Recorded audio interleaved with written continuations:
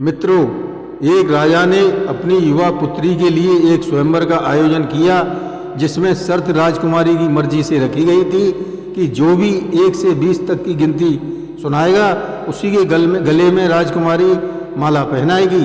गिनती सुनाने वाला एक राजा ही होना चाहिए। जो भी इस गिनती को नहीं सुना पाएगा उसे दंड स्वरूप 20 कोड़े खाने होंगे। क्या था इस साधारण सी गिनती का रहस्य जिसे कोई नहीं सुन पाया?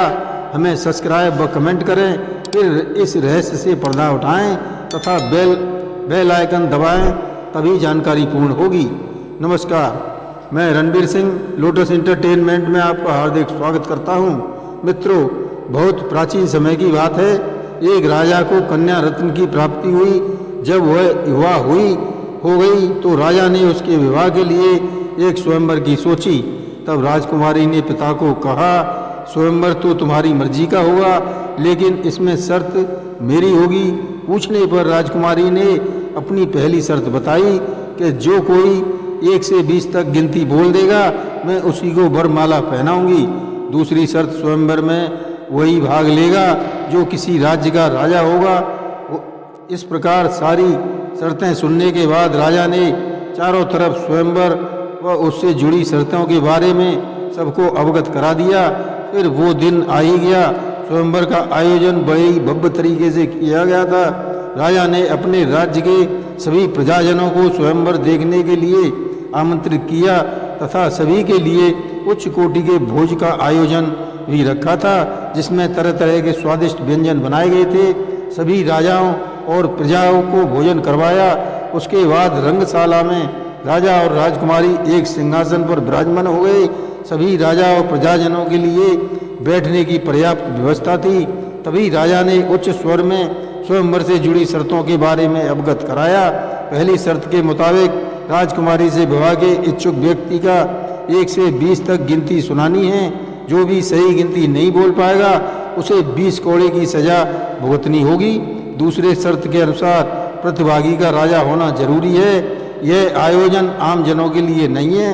मित्रों, उसके बाद एक एक राजा आता है और 1 से 20 तक गिनती सुना देता है, लेकिन इससे राजकुमारी संतुष्ट नहीं होती और प्रत्येक प्रतिभागी को 20 कोड़े खाने पड़े।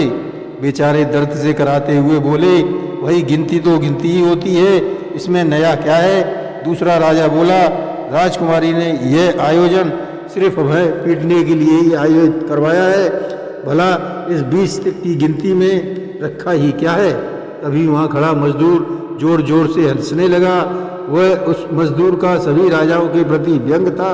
उसकी हंसी को राजकुमारी ने भी सुन लिया था, इसलिए वह मजदूर से बोली, क्या तुम 20 तक गिनती बता सकते हो? तो बताओ। अगर तुमने नहीं बता पाए तो तुम्हें मृत्यु दंड मिलेगा। तब मजदूर ने जो गिनती बताई वह इस प्रकार से थी। पहली, भगवान एक है। दूसरा, पक्ष 2 है, अर्थात कृष्ण पक्ष और शुक्ल पक्ष। तीसरे, लोक 3 हैं, अर्थात पाताल लोक, मृत्यु लोक और स्वर्ग लोक। चौथा, युग 4 है, अर्थात त्रेतायुग, सतयुग, द्वापर और कलयुग। पांचवा, पांडव 5 हैं, अर्थात युधिष्ठिर, भीम, अर्जुन, नकुल और सहदेव। छठवां, 6 शास्त्र हैं, अर्थात शिक्षा, कल्प, व्याकरण, निरुक्त, छंद, ज्योतिष। सातवां हैं 7 वार हैं, जैसे सोमवार, मंगलवार, बुधवार, गुरुवार, शुक्रवार, शनिवार और रविवार। 8वां खंड 8 हैं, अर्थात एशिया, अफ्रीका, उत्तरी अमेरिका, दक्षिण अमेरिका, अंटार्कटिका, यूरोप, ऑस्ट्रेलिया और जीलैंडिया। 9 ग्रह हैं, अर्थात बुध, शुक्र, पृथ्वी, मंगल, बृहस्पति, शनि, अरुण, वरुण और यम। 10वां 10 दिशाएं हैं, जैसे पूर्व, पश्चिम, उत्तर, दक्षिण, ईशान, नैऋत्य, वायव्य, आग्नेय, आकाश, पाताल। 11 रुद्र हैं, जो इस प्रकार हैं, कपाली, पिंगल, भीम, विरूपाक्ष, बिलोहित, शास्ता, अजपात, शंभु और चंड, भव। 12वां महीने 12 हैं, जो इस प्रकार हैं, चैत, वैशाख, जेठ, आषाढ़, सावन, भादो, वार, कार्तिक, अगैन, पूस, माह, फागुन।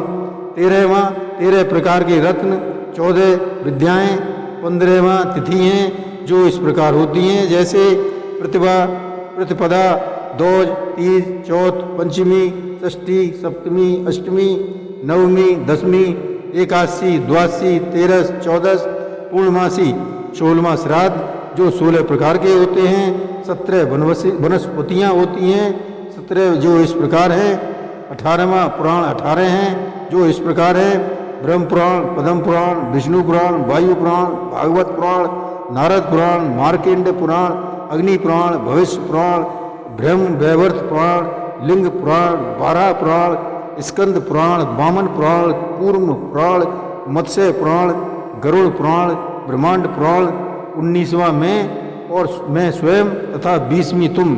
ये हुई पूरी गिनती। अब निर्णय तुम्हारा है राजकुमारी, जैसा चाहो वैसा निर्णय ले सकती हो। तब राजा ने उस मजदूर की भूरि भूरि प्रशंसा की। फिर राजकुमारी ने उस मजदूर को वरमाला पहनाई तथा बड़े ही धूमधाम से दोनों का विवाह संपन्न हुआ। और आगे चलकर वह मजदूर इस राज्य का राजा हुआ। तो देखा आपने कैसे एक मजदूर ने अपनी बुद्धि से राजकुमारी और राज्य दोनों को प्राप्त कर लिया था। जय श्री कृष्ण।